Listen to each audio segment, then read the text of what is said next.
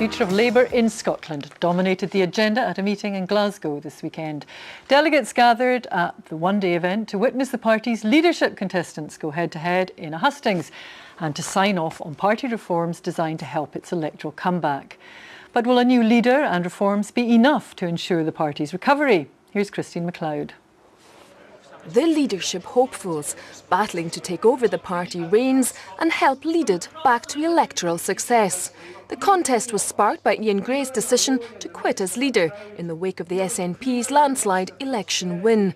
But where did it all go so badly wrong for Labour? I think that without question, the Labour Party concentrated far too much fire on the Conservative Party when they really weren't the opponents. The opponents were the SNP. But I think at the other point that I think came out in this election is in numerous elections, it looks like Labour sends its A team to Westminster and its B or even its C team is at Holyrood. They really have to do something to address that. The party held a root and branch review to find out why it was so heavily defeated in May, resulting in proposals to beef up the Scottish leader's role and allow an MP to stand for the position for the first time. They were unanimously agreed to this weekend, but to what extent will they help the party make an electoral comeback? We have to do two basic things. We have to spell out a very positive story about what we want to do with the powers of the Parliament. For example, fundamentally we want to create a more equal society, but we also have to seriously address the issue of the powers of the Parliament, and I believe that that means extending those powers in a very significant way. But while this means the party has to engage in a big debate, it also means that it's crucial that members find a way of rallying behind whichever new direction's chosen, if the road to recovery is to begin. Christine McLeod there. Well, we're joined now by the contenders for the Scottish Labour leadership, the MSPs Johann Lamont and Ken Macintosh, and the MP Tom Harris. Thank you all very much indeed for coming in. You're primed and you're all ready to go and you're fit for the race. It's going to be a long haul. Absolutely. Okay. Johann Lamont, first of all, let's look at the mistakes that were made. Yesterday at the hustings, you all conceded that big mistakes were made. Which do you think was the biggest? One of the biggest, I think, was our failure to come up with an alternative for the council tax. We support local government, we support the funding of local government, but we were not able to, we said that we'd find a set of proposals and we didn't, and as a consequence, when we did come to a position of arguing for a 2-year council tax freeze, basically people didn't believe us, and as a consequence I think that feeling that we were arguing for something we didn't really believe in, we didn't have confidence in, began I think to feed through to other issues, and I think it sapped our confidence as the election campaign. So you didn't really believe in that, it was just a political manoeuvre? No, what I'm saying is we made a judgment, given that we didn't have a complete proposal to put, there would have been an alternative. The best place we could go to was to say that we understood how people felt about council tax freeze and we would leave it for 2 years. I have to say that the recklessness of the SNP then going to say, well, in order to beat our offer, if you like, because that's where we got to say 5 years, then the consequence of that will be very serious in our communities over the next period, and the SNP will be tested on the consequences of that very significant commitment. Before we leave this, Tom Harris, you said yesterday that it was a Dutch auction, and in that an implicit criticism of the MSPs on council tax. It was a Dutch auction, and I think it was all a bit cynical the way we came to our final policy, but I don't think that was the key reason we lost the election. I think we lost the election back in the run-up to the creation of the Scottish Parliament. I mean, I think we made a huge mistake by saying that, by senior figures in the party talking about having devolution in order to kill the SNP stone dead for a start. Devolution should have been a good thing on its own. It was a fantastic achievement. It was achieved by the Labour Party because it's the best thing for Scotland. Nothing to do with, it shouldn't be seen as anything to do with party advantage. And I think the reason we've lost every election, 2003, 2007, 2011, our vote's been going down. And I think that's because the Scots don't really believe that we believe in the thing that we actually created. That's where we've got to address our attention so that we can develop a new vision for what devolution is supposed to do. Okay, Macintosh. Yes, well, I have to say I agree with some of Tom's analysis there. I think for me, that it's certainly more fundamental than one policy. I think we got our campaign. Our campaign was a disaster, and I think we have to recognise that. And I think that in what ways? Well, the biggest way is that we ran a campaign that was too negative, or we were certainly perceived as being too negative. So we didn't actually get out there talking about what we're for. and it was really framed in terms of what we were against. So we'd won very successfully the previous year. So we did very well in the Westminster elections by saying that we're the party to stand up against the Tories. But the trouble is then that when it came to an election manifesto where our policy choice and the SNP policy choice was very similar, we hadn't done enough to talk about what we stand for, the difference we'll make to Scotland, to people's lives in Scotland, and that's what we have to do. Well, Jenna, let's look then at something that's coming up very soon, and that is the minimum pricing. Which way will you vote on that? Well, we recognise that we will have minimum unit pricing. That's going to happen. The Parliament will vote for that. There's a majority for it. We accept that. We are disappointed the bill has not been drafted in a slightly broader form, which allow us to present some of our further ideas. Yeah, but will you support it?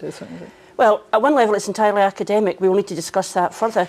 The reason... But that's what's interesting. Well, you see, the interesting issue around the minimum unit pricing is I was not convinced by the argument, wasn't sure if it was legal, and I don't think it was going to do what it was supposed to do. So if you're asking me to say, was I simply being oppositionalist last time? No, I wasn't. But it's interesting you say this time, in some ways it's academic, because people listening to this would say, if you're talking about what Labour offers the voters in the future, to say that, you know, you have no interest in this because it's an academic... I'm not saying that. It's academic, no, so we'll disengage. What I'm saying is that we opposed it before. Yeah. It's my view we should continue to oppose the measure because we have not been given the convincing argument around legality and around the issue of its effectiveness. And I certainly would hope that the Health Secretary would engage with us around the other proposals that we've spoken about and, in fact, bring in the social responsibility levy, which would allow money to be raised to address the question of alcohol problem. The key here is not quite the same question, but I'd like to say that we will vote for tackling Scotland's drink culture. I think the big difficulty we have with this is that the SNP and partly the media have replaced tackling Scotland's drink culture with minimum pricing, as if that's some sort of shorthand and code.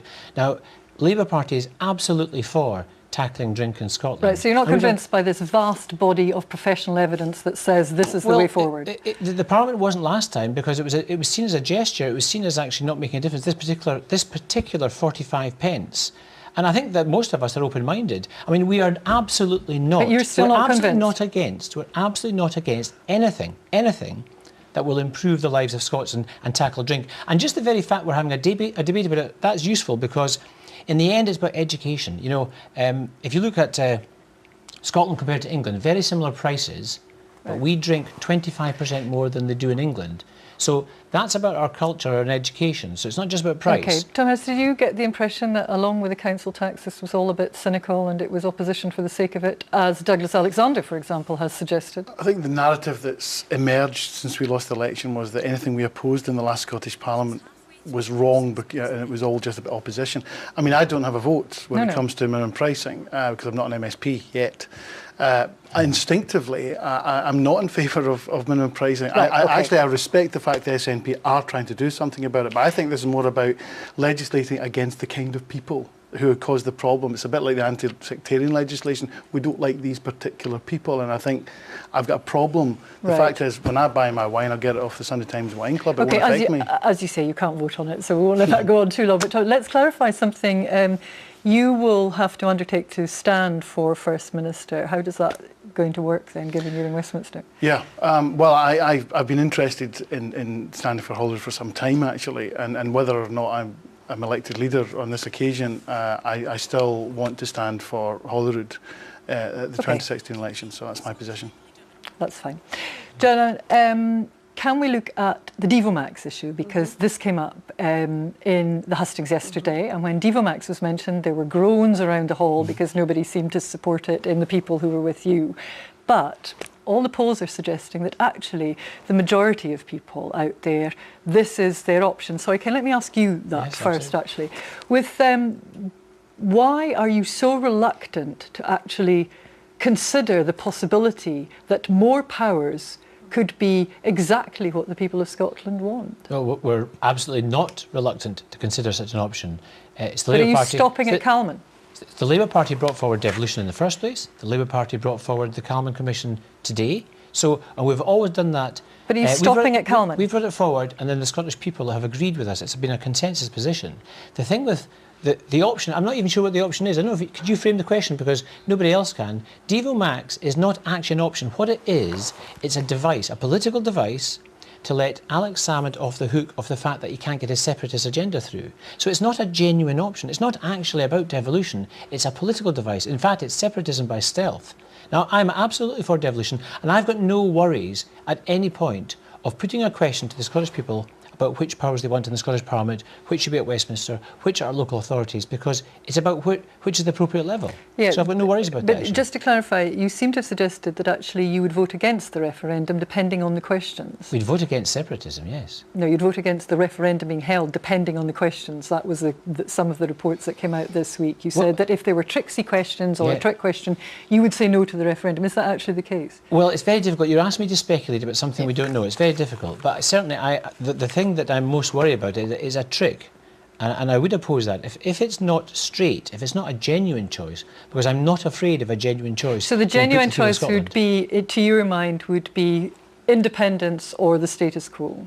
Yeah, independence, yes or no. Okay. Yeah, that doesn't then stop further developments at a later stage. I think we have to be clear. If anybody imagines that arguing for Devo Max is a way of dealing with those who want to separate Scotland from the rest of the United Kingdom, it's just nonsense. The SNP, no matter what power you identified, would want it to come to Edinburgh. By logic, that's their politics. So you have to put, therefore that's the argument that they want to present to the country. Do we want to be separate from the rest of the United Kingdom or not? That's the big question. Separately from that, those who want devolution to work, who want power as local as possible to people, then get into an argument or a debate about what powers actually would make a difference to make devolution work, to make communities safer. Right, so you're saying you could go beyond Calman?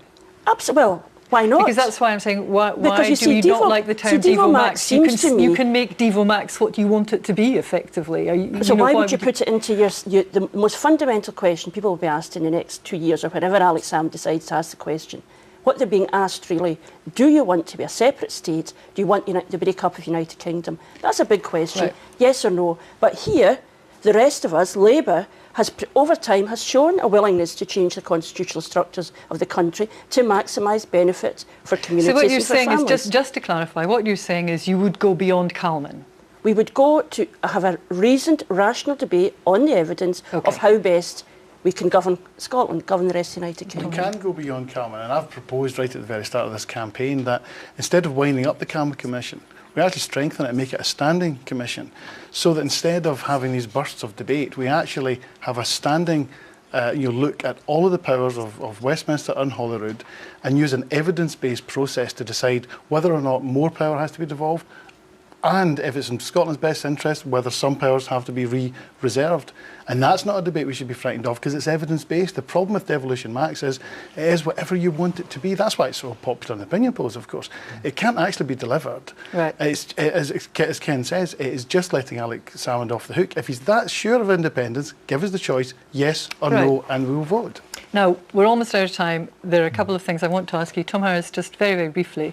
If you were elected Labour leader, but you're in Westminster, you can't vote in Holyrood, can you? That's correct. So how would that be a constructive way forward for the party? I'd like to take advice from Alex Salmond on that. He led the Scottish National Party for 3 years as an MP. Let me ask you, as I say, it's all very brief. When you're sitting here, what do you think you individually bring to this that the others don't? Ken Macintosh.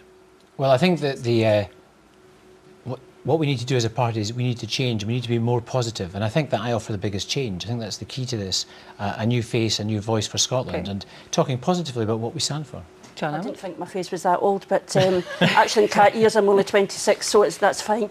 I do think I bring a lot of experience, but also bring energy, commitment and passion.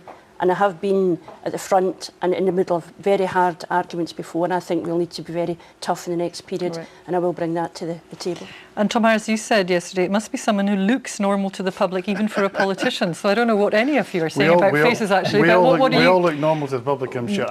We need someone who can communicate. Alex Salmond didn't win the election because of his politics. He won it because he can communicate, he can articulate a vision, he can develop a political strategy. We need to do that, and we need to be able to do it in the context of saying to working people, we do actually value working people, and we want to be able to reward the value of work, and do that in legislation. Thank you all very much.